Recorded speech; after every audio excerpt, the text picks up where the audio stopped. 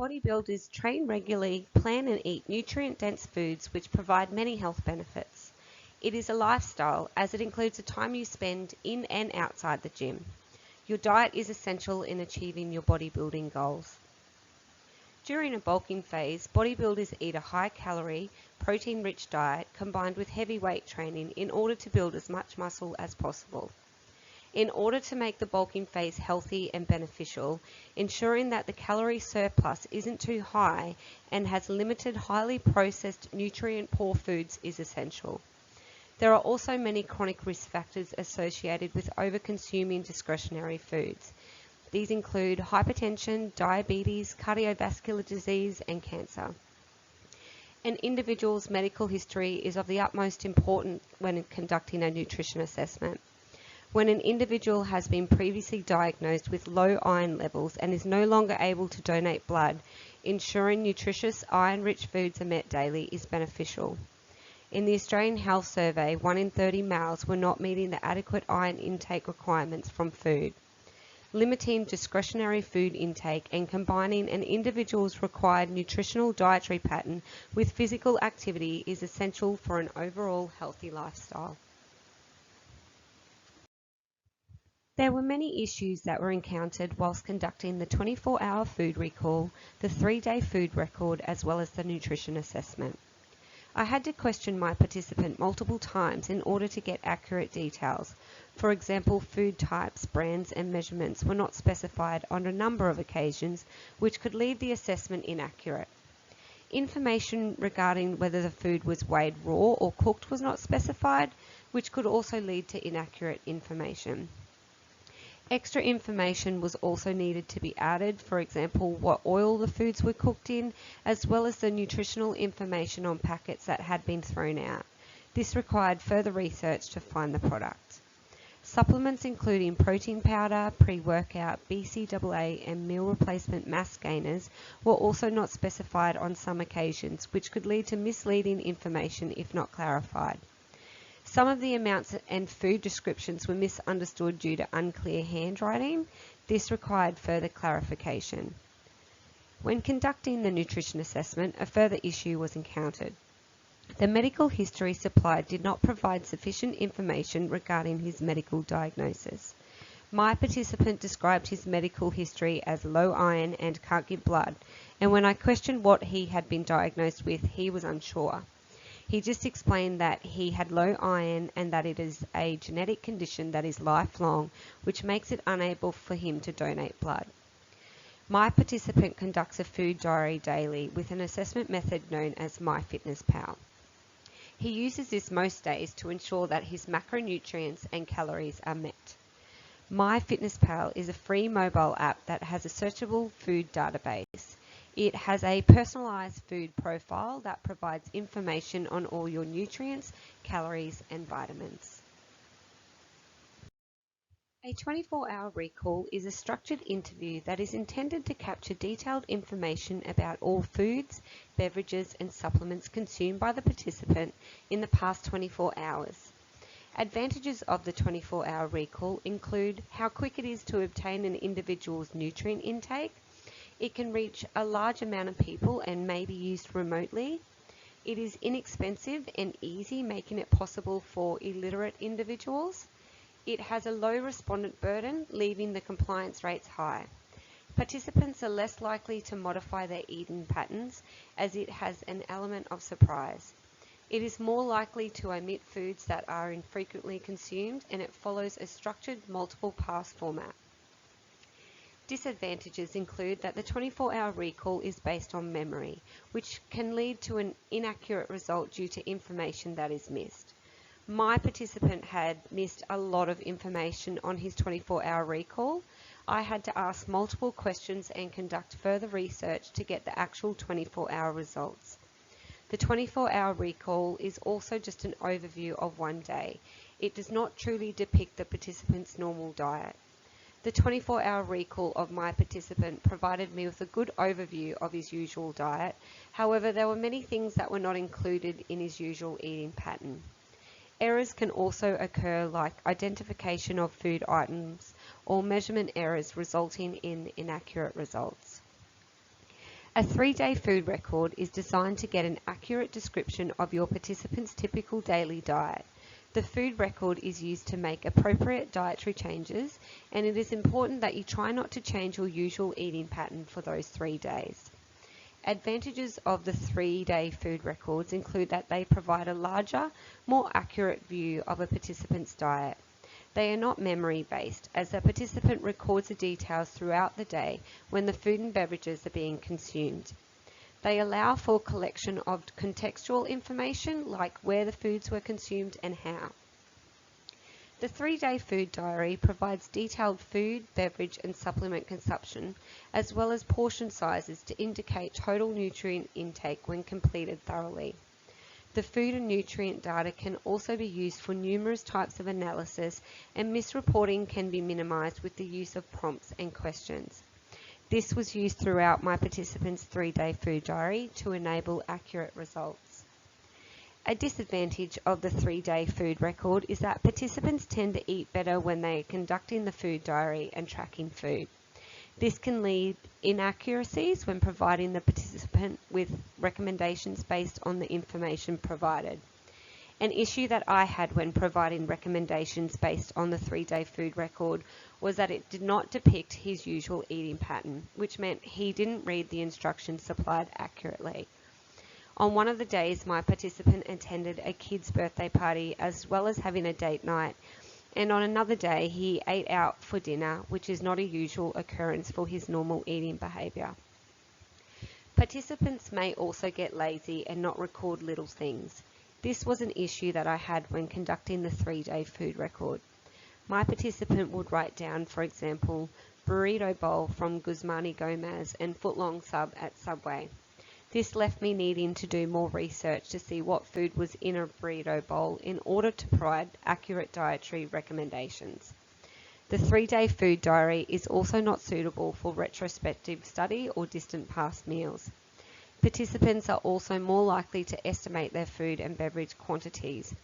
It requires longer time frames, leaving a higher respondent burden as well as lower cooperation. Participants must also be literate to participate in the 3-day food diary. In accordance with the Australian Guide to Healthy Eating, my participant is categorised in the male between 19 to 50, with additional serves accounted for his active lifestyle. The 24-hour food recall was conducted on a typical working weekday and included cardio through work and a 1-hour weight training session.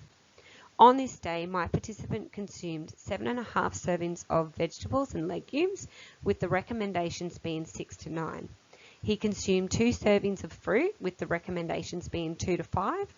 He consumed 11 servings of grain foods, with 6 to 9 being his recommendations.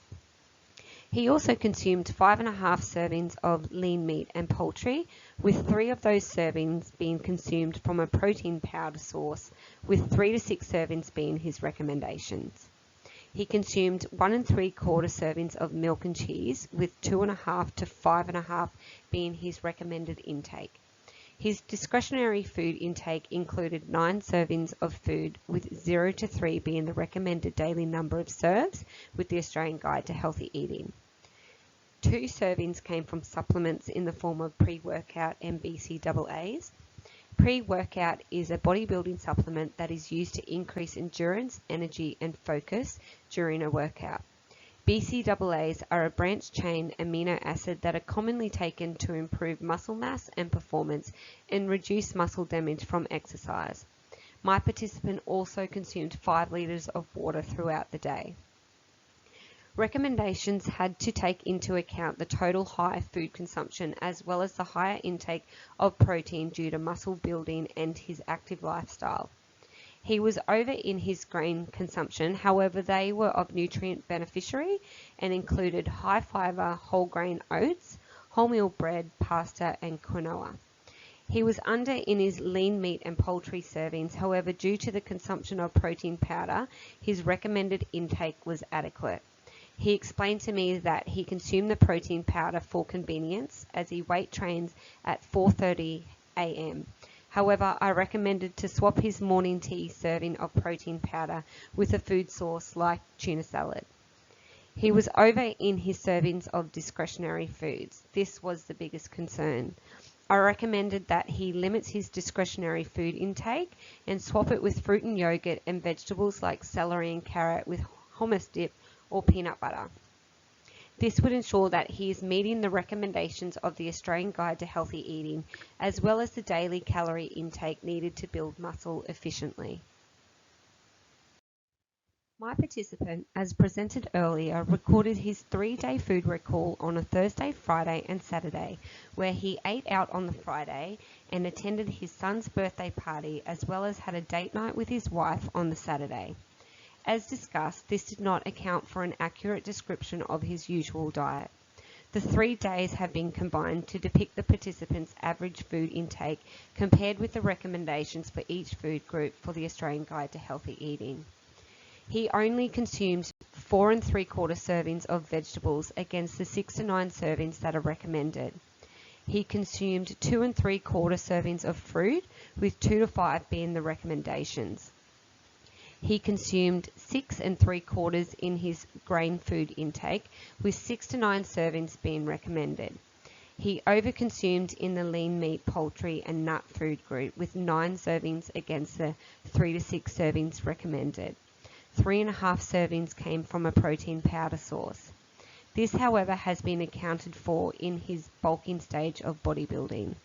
He consumed 3 1/3 servings of milk and cheese against the 2.5 to 5.5 servings recommended, but he had 6 3/4 servings of discretionary foods this day, which can be a concern. He also consumed 2 1/3 servings of supplements in the form of pre-workout, BCAA and creatine. Creatine is a supplement that is very popular among bodybuilders in order to gain muscle, enhance strength and improve exercise performance. My participant also consumed 3 litres of water that day. My recommendations over the 3-day food recall average is to swap out the discretionary foods for vegetables and legumes. This will ensure that he meets the recommended intake of vegetables and discretionary foods as recommended by the Australian Guide to Healthy Eating. This may include carrot sticks and celery as an easy on-the-go snack, or a vegetable stir-fry for a meal replacement. Further research was conducted on my participant through an assessment method known as MyFitnessPal to calculate his nutrition and calories, as well as his macronutrients and micronutrient breakdown. This also allowed us to identify the levels of iron he was consuming within his food intake due to his medical history. The 24-hour recall shows that he went over in his total daily calories and was over in his carbohydrates, but under in his fat and protein goals for his macronutrient breakdown. His nutrients, however, show that he was over in his protein, carbs and fats due to overconsuming his total daily calories. The graph shows that he didn't overconsume in sugars, but had excessive amounts of fibre. He had overconsumed his daily intake of sodium, vitamin A and calcium, but underconsumed in his intake of potassium, vitamin C and iron. The low intake of iron was of great concern due to his low iron levels indicated in his medical history, as well as his overconsumption of sodium. His iron intake was less than half of his daily goal. This suggested that he needs to increase his nutritious iron-rich foods into his diet. I recommended he added foods like spinach, legumes, lean red meat, pumpkin seeds, quinoa, turkey, broccoli and fish. As his 24-hour recall shows that he was under in his lean meat food group and had room to move with vegetables and legumes, I suggested that in accordance with my MyFitnessPal outcomes, he substituted the discretionary foods with foods from the lean meat, poultry, nuts and seeds food group, like lean red meat, turkey, fish and pumpkin seeds, as well as foods from the vegetables and legumes food group, like spinach, broccoli and legumes. I also suggested he reduce his sodium intake. This would allow him to meet all food groups with the recommendations of the Australian Guide to Healthy Eating, as well as the iron intake needed in accordance with his low iron levels that are presented in his medical history. MyFitnessPal was also used for the foods consumed during his 3-day food record as shown on this slide. This will be discussed with combination of the 3 days and then depicting an overall average. The average of the total scores show that he was over in his carbohydrates, protein and fats for his nutrient intake due to a total excessive consumption of calories. The graph shows that he was under in his total sugar intake but over for his fibre. He was over in his sodium and calcium intake, however was under in his potassium, vitamin A, vitamin C and iron intake. His low iron intake was once again a great concern due to his medical history. I suggested again that he reduce his sodium intake. I also further recommended that he reduced discretionary foods and added nutritious iron-rich foods like spinach, broccoli and legumes into his food consumption, as he was under the vegetable and legume food group but over in discretionary foods. I also suggested that he substituted protein powder for foods like fish, lean red meat, turkey and pumpkin seeds to meet the adequate amount of iron that is required for his medical condition, as well as the recommendations based on the Australian Guide to Healthy Eating. Overall, the 24-hour recall and the 3-day food record indicated similar changes required in his dietary intake to meet the recommendations for a healthy diet with respect to his age in the lifespan and current dietary recommendation of the Australian Guide to Healthy Eating, as well as the foods required for his diagnosed medical condition. The only suggestions for a change in behaviours were to limit rushing his food consumption. His lifestyle behaviour, however, is very active, including weight training 5 times a week, which meet current recommendations. My participant's body mass index measurements are 29.7 and his waist measurement is 99 centimetres.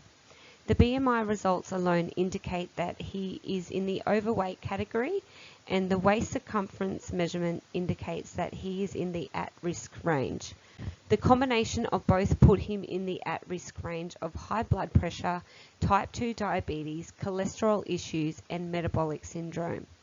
Research indicates that you have less risk of developing type 2 diabetes and high cholesterol by leading a healthy lifestyle by means of not smoking, maintaining physical activity, having low alcohol consumption, and getting adequate amounts of sleep. My participant does not smoke, he is active, has low alcohol consumption, and gets 8 hours of sleep most nights. The BMI has limitations, however, for assessing healthy weight for bodybuilders because it does not distinguish the proportion of weight due to fat or muscle. Waist circumference is considered a good estimate of body fat. My participant lives a relatively healthy lifestyle, both nutritionally and actively. However, he will need to be careful that he is not overindulging in calories, as well as maintaining his physical activity and weight training levels in order to gain lean muscle mass and not fat. Maintaining his physical activity levels as well as improving his food intake will also decrease the risk of diseases. Overall, evidence-based research suggests that my participant will need to reduce his discretionary food intake whilst maintaining his physical activity levels and weight training in order to build lean muscle mass whilst in his surplus bodybuilding phase and not fat. His medical diagnosis, however, implies that he will not only need to eat a protein-rich diet, but he will also need to increase his food intake with nutritious iron-rich food in order to keep his iron levels sufficient. By improving his food consumption and not overindulging and maintaining his physical activity levels, it will ensure that he decreases his risk of diseases. Suggestions made to this participant will support him to meet the nutrition recommendations and the requirements for a healthy diet and lifestyle.